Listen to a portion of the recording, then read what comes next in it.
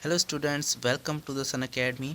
इस वीडियो में हम स्टार्ट करेंगे डीएनए का टॉपिक। और डीएनए के बारे में अब हम स्टडी करेंगे क्योंकि क्रोमोज़ोम के अंदर हमारे पास डीएनए और प्रोटीन मौजूद होती है।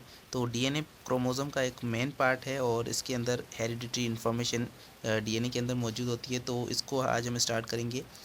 और यहाँ पर ये हमारे पास एक बड़ा टॉपिक है और यहाँ पर देखें 22.2 ये बड़ा टॉपिक है, लेकिन इसको जो है ब्लैक हेडिंग के अंदर दिया गया है। इसको मेन हेडिंग के अंदर दिया जाना चाहिए था। चलो खैर, यहाँ पर हम देखते हैं डीएनए को।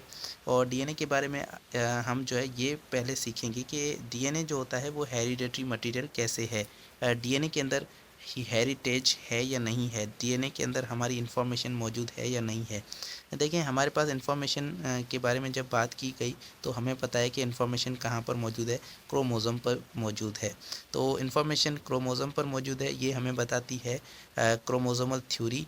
और उसके अंदर हमने देखा कि क्रोमोज़ोमल थ्योरी कहती है कि जीन्स जो होते हैं वो इन्फॉर्मेशन को कैरी करते हैं और वो जीन्स मौजूद होते हैं क्रोमोज़ोम पर। तो अब हम ये बात करेंगे कि क्रोमोज़ोम जो है वो दो चीज़ों का बना हुआ है क्रोमोज़ोम के अंदर। एक तो डीएनए है और दूसरा क्रोमोज़ोम के अंदर क्या है, प्रोटीन है। तो क्रोमोज़ोम केमिकली दो चीज़ों का बना हुआ है। अब यहाँ पर अगर इन्फॉर्मेशन क्रोमोज़ोम में है तो कहाँ पर इन्फॉर्मेशन मौजूद है, या तो इन्फॉर्मेशन डीएनए में होनी चाहिए या तो इन्फॉर्मेशन प्रोटीन में होनी चाहिए। तो यहाँ पर ये दो हमारे पास ऑप्शन आ जाते हैं कि हेरिटेज किसके अंदर मौजूद है। तो अब यहाँ पर देखें, पहले तो हमें ये पता नहीं था कि डीएनए के अंदर इन्फॉर्मेशन है या नहीं है या प्रोटीन के अंदर है। तो इसके लिए बहुत सारे एक्सपेरिमेंट किए गए और ये पता लगाया गया कि डीएनए के अंदर इन्फॉर्मेशन है या प्रोटीन के अंदर है।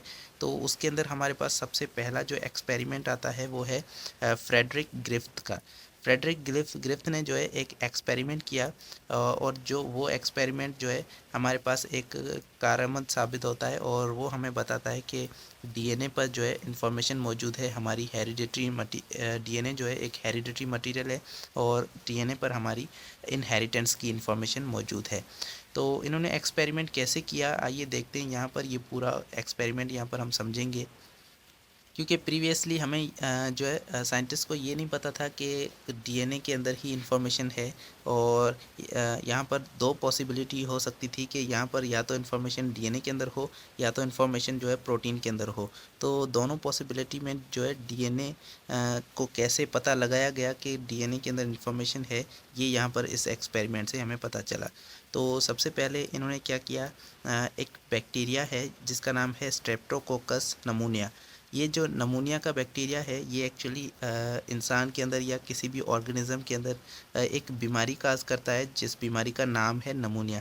तो नमूनिया को काज करने वाला जो बैक्टीरिया है वो क्या है, स्ट्रेप्टोकोकस नमूनिया।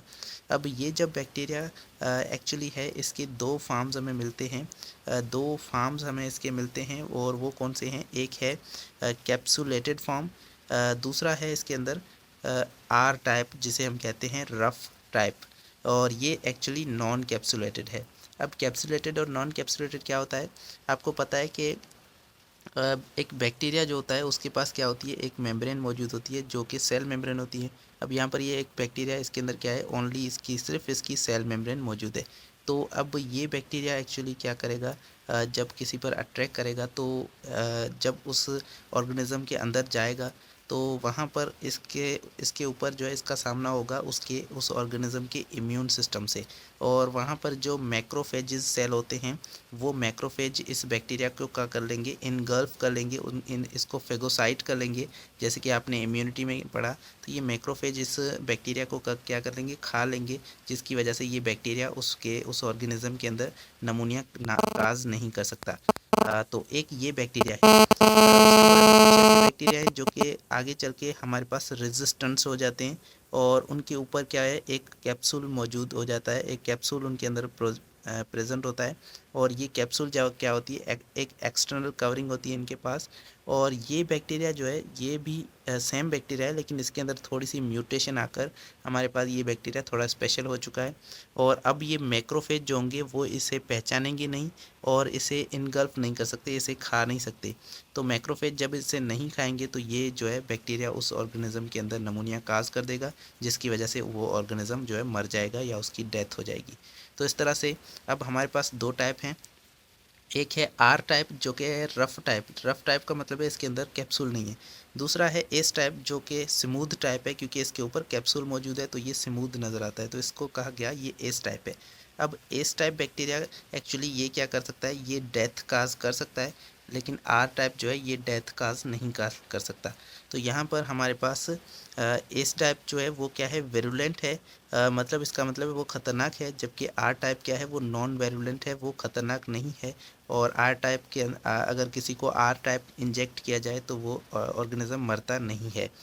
तो इसी बात को जहन में रखते हुए ग्रिफ्थ ने जो है वो एक्सपेरिमेंट किया एक चूहे के साथ, एक माइस के साथ इन्होंने लेबॉर्ट्री के अंदर एक्सपेरिमेंट किया।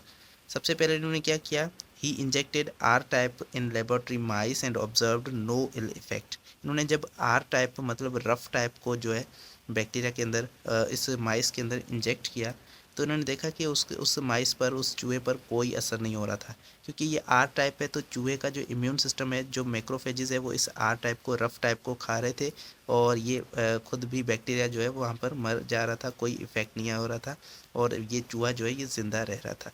उसके बाद इन्होंने क्या किया, इन्होंने एस टाइप को इंजेक्ट किया। जब एस टाइप को जब इंजेक्ट किया तो एस टाइप आपको पता है विरुलेंट है, ख़तरनाक है, इसके ऊपर कैप्सूल मौजूद है, तो ये मरेगा नहीं, मैक्रोफेज इसे नहीं खा सकते। तो जब ये गया माइस के पास, माइस के अंदर गया, चूहे के अंदर गया, तो इसने चूहे के अंदर जो है नमूनिया काज कर दिया और चूहा वहाँ पर मर गया। तो जब आर टाइप को पहले इन्होंने डाला तो चूहा नहीं मरा, जब एस टाइप को इन्होंने इंजेक्ट किया तो चूहा मर गया। तो इससे हमें ये पता चला कि एस टाइप जो है वो कैप्सुलेटेड, वो क्या है, ख़तरनाक है, विरुलेंट है, जबकि आर टाइप वो ख़तरनाक नहीं है, वो विरुलेंट नहीं है। उसके बाद इन्होंने जो है एक्सपेरिमेंट और ज़्यादा किए, इन्होंने कुछ और ज़्यादा चीज़ें इसमें ऑब्ज़र्व करने की कोशिश की। इन्होंने क्या किया, वो जो स्ट्रेन थे जिनके अंदर मौजूद थे बैक्टीरिया, उनको हीट किया, और जब बैक्टीरिया को हीट किया जाता है तो आपको पता है कि बैक्टीरिया जो है वो मर जाते हैं, और बैक्टीरिया जब मर जाते हैं तो उनका जो उनके ऊपर प्रोटीन होती है वो डी जनरेट होना शुरू हो जाती है, और प्रोटीन डी जनरेट होकर वो बैक्टीरिया मर जाते हैं, और उस उनका जो डीएनए होता है वो ज़्यादा कंडेंस्ड स्ट्रक्चर होता है, इसीलिए वो डीएनए फिर भी ज़िंदा रहता है।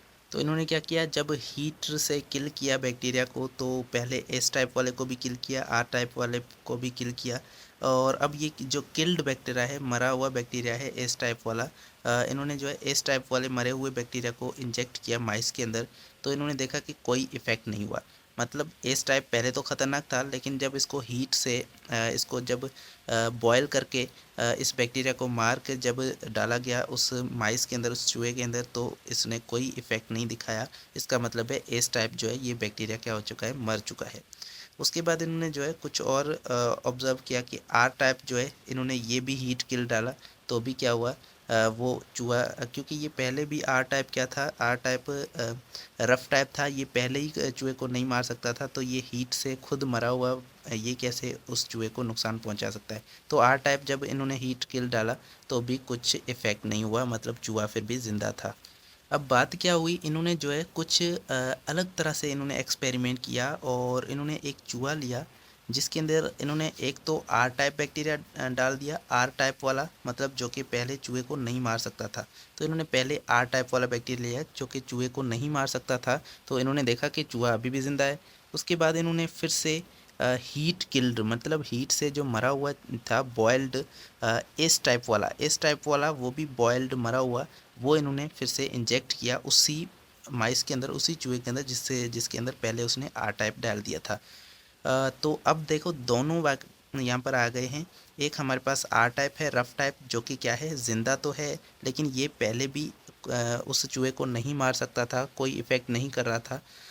और दूसरा हमारे पास है एस टाइप, जो कि पहले तो कर रहा था, लेकिन अब ये हीट किल्ड है, मतलब हीट से मरा हुआ है, तो अब ये नहीं करेगा।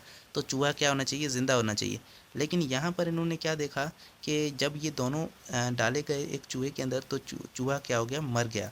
तो इन्हें जो है अब यहाँ पर बहुत ज़्यादा क्वेश्चन जो है खड़े हो गए कि ये आर टाइप जो है पहले तो कोई इफ़ेक्ट नहीं कर रहा था, चूहे को नहीं मार पा रहा था, लेकिन अब यहाँ पर एस टाइप, ये तो पहले से हमने क्या किया, इसको हीट से मार दिया है, तो अब ये बैक्टीरिया मरा क्यों है, बैक्टीरिया को तो इस चूहे को तो ज़िंदा होना चाहिए, ये मरा क्यों है। तो यहाँ पर बहुत ज़्यादा इसने सवाल खड़े कर दिए।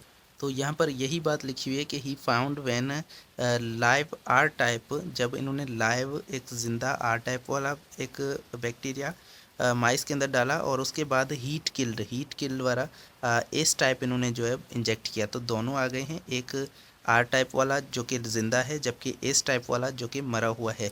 तो अब चूहा यहाँ पर इन्होंने देखा कि चूहा मोर्टेलिटी शो कर रहा था, हाई मोर्टेलिटी मतलब मर जाना। तो यहाँ पर चूहा क्या हो गया, मर गया। तो इस एक्सपेरिमेंट के बाद इन्होंने ये एक्सपेरिमेंट एक्चुअली 1928 के अंदर इन्होंने किया था और इन्हें जो है कोई एक्सप्लेनेशन सही से नहीं मिली। इन्हें ये पता नहीं लगा पाए कि ऐसा क्यों हो रहा है। लेकिन बाद में चल के इन्होंने ये सोचा कि it was thought that heat killed S type somehow became live. तो इन्होंने ये सोचा कि जो एस टाइप वाला बैक्टीरिया है जिसको हमने हीट देकर मार दिया था, वो अब कैसे भी करके इस चूहे की बॉडी के अंदर जब गया तो वो ज़िंदा हो गया है। तो अब ये कैसे ज़िंदा हुआ है, इसके पास भी कोई एक्सप्लेनेशन नहीं थी, इसीलिए ये जो था ये अनएक्सेप्टेबल था। कोई इसको मानने के लिए तैयार नहीं था कि एस टाइप जो है चूहे की बॉडी में जाने से वो ज़िंदा कैसे हो सकता है। It was concluded that R type became S type. और उसके बाद में जाके पता लगाया गया कि आर टाइप जो है वो कन्वर्ट हो गया था एस टाइप के अंदर। एक्चुअली आर टाइप तो ज़िंदा था लेकिन एस टाइप सिर्फ मरा हुआ था। तो आर टाइप जो था वो कन्वर्ट हो गया था एस टाइप के अंदर और उसके बाद उसने चूहे को मार डाला। ये बात आखिर में जो है उसको कंक्लूड किया गया। अब ये कैसे हुआ, तो यहाँ पर एक फिनोमेनन था जो कि हमारे पास बैक्टीरिया के अंदर आता है और उसे कहा जाता है ट्रांसफॉर्मेशन।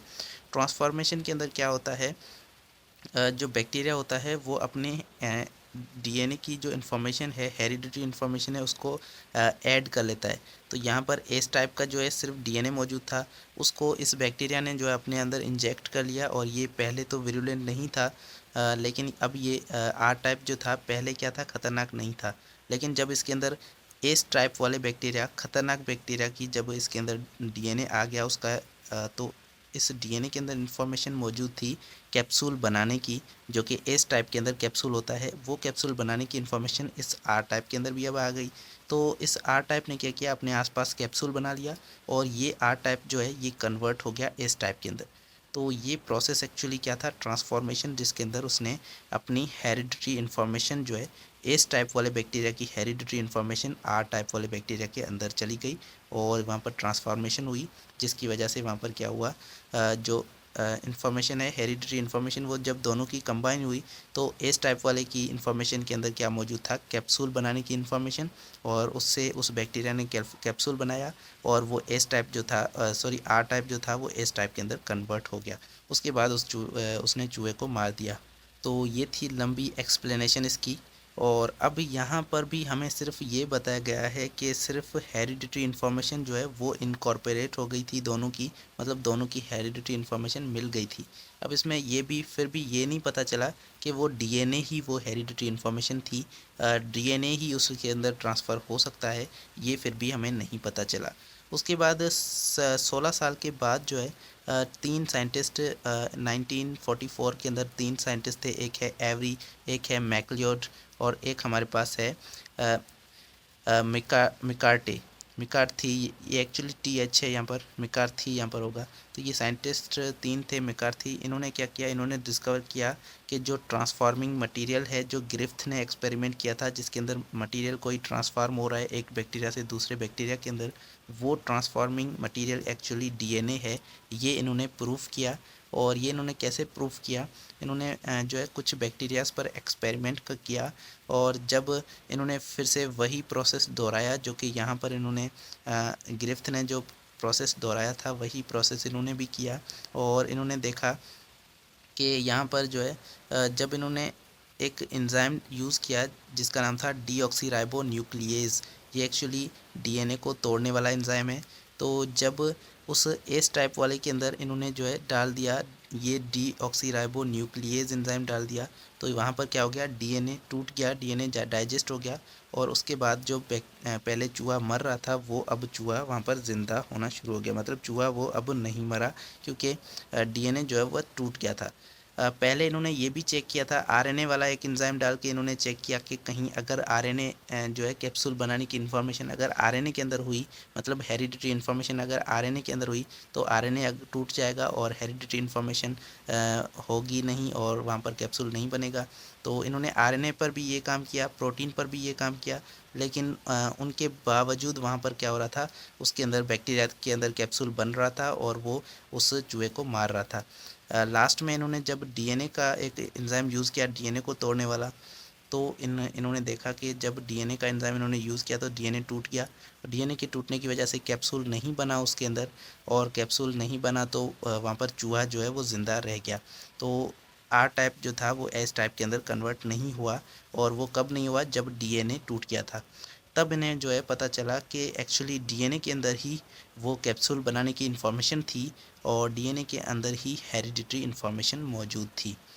तो ये था हमारे पास डीएनए का टॉपिक, जिसके अंदर हमने देखा कि डीएनए किस तरह से जेनेटिक मटेरियल है, और ये एक बैक्टीरिया से इन्होंने जो है कंफर्म किया कि एक्चुअली डीएनए के अंदर मौजूद होती है हमारी हेरिडिटरी इन्फॉर्मेशन, और ये हेरिडिटरी इन्फॉर्मेशन डीएनए के अंदर है, ये हमें इस एक्सपेरिमेंट से जो है एक्चुअली पता चला।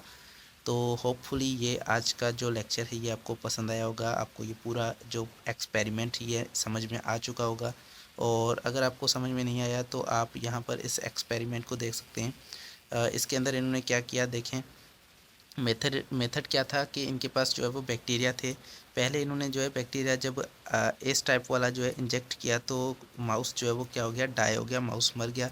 जब इन्होंने आर टाइप वाला जो है लिविंग डाला तो माउस जो है हेल्दी था, मरा नहीं। उसके बाद इन्होंने हीट से किल किया, और हीट किल करने पर इन्होंने माउस को जो है बैक्टीरिया जो है यहाँ पर दिया। वो कौन सा बैक्टीरिया था, यहाँ पर सॉरी लिखा नहीं हुआ है। यहाँ पर आर टाइप, जब यहाँ पर एस टाइप इन्होंने दिया डाइड वाला, वहाँ पर हीट किल वाला एस टाइप जब इन्होंने दिया तो माउस फिर से हेल्दी था। जब इन्होंने एस टाइप और आर टाइप दोनों दिए, लेकिन आर टाइप वाला ज़िंदा था, एस टाइप वाला मरा हुआ था, तो इन्होंने देखा कि चूहा फिर से मर गया। तो इसका मतलब है कि जो एस आर टाइप वाला बैक्टीरिया था वो कन्वर्ट हो गया एस टाइप में, और उसने चूहे को मार दिया। तो ये पूरा एक्सपेरिमेंट था जिससे हमें ये पता चला। तो ये था आज का लेक्चर, होपफुली आपको समझ में आ चुका होगा। मिलते हैं नेक्स्ट वीडियो में। अल्लाह हाफिज़।